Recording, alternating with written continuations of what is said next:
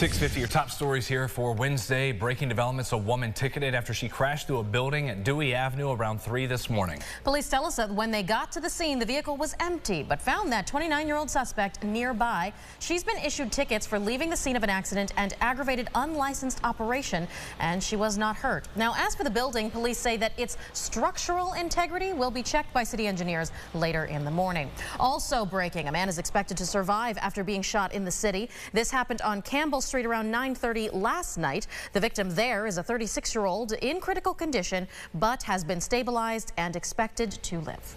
Let's take a swing around the Rochester Metro as we check your sunrise traffic. 10 minutes to go until 7 o'clock. Expressways you see picking up there on the west side, 490, 390, 590, all looking good on the map. We don't have anything showing up in terms of a list. In terms of accidents, we would check that Wednesday morning commute at 7:25 when we see you again during CBS Mornings.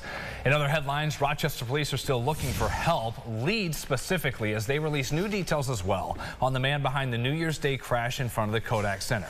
Truly a tragedy, and we do now know the identity of that suspect, 35-year-old Michael Avery. He died in the hospital on Monday, and Ron Spitzer is sharing with us what investigators say they've pieced together about him. Yes, Rochester police tell us the driver of the striking vehicle, Michael Avery from the Syracuse area, drove to Rochester last Wednesday and checked into Wood Spring Suites in Greece. They add he rented the Ford Expedition involved in the crash and then purchased gas and gas cans from different stores throughout Monroe and Ontario counties. On the night of the crash, they say Avery sped up on West Ridge Road and appeared to have been driving intentionally toward the crosswalk. At the same time, a rideshare vehicle containing 2 passengers in the back seat pulled out of the theater parking lot and was hit by Avery's vehicle. The 2 passengers died. At least 9 other people were injured as well. Police tell us they searched Avery's hotel room and his personal vehicle, and that he left at the rental spot, but haven't found anything that indicates a motive. But they have no reason to believe this is terrorism. Police say they've been in contact with Avery's family, who say he may have been suffering from possible undiagnosed mental health issues. At this time, we've not been able to identify that there was anyone else involved in the crime or that it was part of a larger plot. Additionally, we have not uncovered any information leading us to believe that the actions of Michael Avery on New Year's Eve were motivated by any form of political or social biases. Police have also identified the 2 people killed as 28-year-old Geneva resident Justina Hughes and 29-year-old Joshua Orr from Webster. Both of their families provided a statement. The Hughes family writes, quote, "We take peace in knowing that Justina and her very best friend Josh spent their last moments together enjoying their passion and friendship.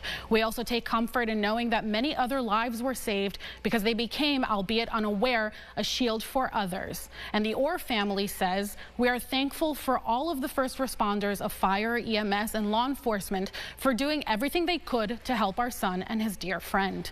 Both families are asking for privacy at this time. Brennan, Michaela. All right, Ron, thanks. A missing woman from Pittsford has been found dead.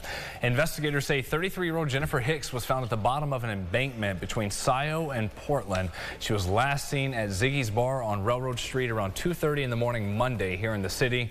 They add there does not appear to be any sign of foul play at this point. Today, the trial for 4 people begins. They are allegedly involved in a series of robberies, shootings, and a murder in Rochester from back in fall of 2021. 22-year-old Quincy Brumfield, 23-year-old Robert Perdue, 21-year-old James Scott Jr., and 33-year-old Matthew Williams will all be in court for their alleged involvement in a number of these crimes. They do include a robbery on Garson Avenue, a shooting and attempted carjacking on Grand Avenue, a shooting and robbery on Portland Avenue, and finally the murder of 23-year-old Dave Zone Bratcher. All of them face more than 20 charges, including second-degree murder. They'll appear in court later this morning at 9:30. Also in court today, it is the sentencing coming down for a man found guilty of murder in Rochester in 2022. Prosecutors working this case say 49-year-old Sean Appleberry shot and killed 42-year-old Desmond Diggs in March that year. Police say Appleberry did not have a previous relationship with the victim, no known ties. The sentencing is scheduled at 9:30. All right, we're going inside the huddle now, where it is really coming down to this weekend for the Bills. They've got full control over their own playoff destiny here. Yeah. Yeah, so now if they win, they have the 2 seed in the AFC. Lose and they'll need some help to get into the postseason. The Bills are facing the Dolphins, division foe, who could be down 4 starters on defense, all lost in the last 6 weeks. Buffalo, on the other hand, getting some help as some big names return, including Micah Hyde and Daquan Jones. They were back last Sunday. Assistant head coach Eric Washington explains the impact they have. He's forcing that quarterback to hold on to the ball, which gives a rush an extra couple of steps. So when you could get guys back out on the field like Daquan, like Micah Hyde, it's just a real boost to the morale of the defense and obviously the execution. Huge game. That is the final one of the regular season. And James, we'll see what happens with Buffalo finishing the season in South Beach. Yes. Usually it's Miami coming up here around this time in January. Looks wet, actually. I was just glancing at the Miami forecast. And yeah, there's a big storm system that's going to impact us on Sunday. They're going to kind of have the tail end of it down there. So maybe rain in Miami for the game. The only threat to that game would be lightning. You'd have to delay the game a little bit. So let's keep an eye on that. For us, we're hanging out in the mid-30s. This is a very warm start to the day. Afternoon highs just hanging out there mid to upper 30s. Could be a little bit of a rain-snow mix around for some, but otherwise we are going to watch rest of the week. Tomorrow, that 33, that's very early in the day. Most of the day spent in the 30s. It's a cold one with maybe a snow shower early. Friday, partly cloudy skies. It'd be nice to see some sun for once. And then still watching Sunday. Watching Saturday for you, Mr. Half Marathon. Yeah, that's right. I know. Winter Warrior lucked out this year. You booked that 6 months out. Never know. CBS Mornings coming your way next. Thanks for sharing the morning with us, everyone. Follow News 8 wherever you are on RochesterFirst.com, Facebook, Twitter, and on our app for news and weather.